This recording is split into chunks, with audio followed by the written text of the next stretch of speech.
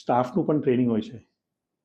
અમારે તો પહેલા કીધા અમારે ટ્રેન કીધા એમ કે તમે સ્ટાફથી તમે કામ કેમ લેશો, કે તમને તો કંઈ સમજ જ નહીં પડે, કેમ કે these people are all qualified people અને they'll take you for a ride.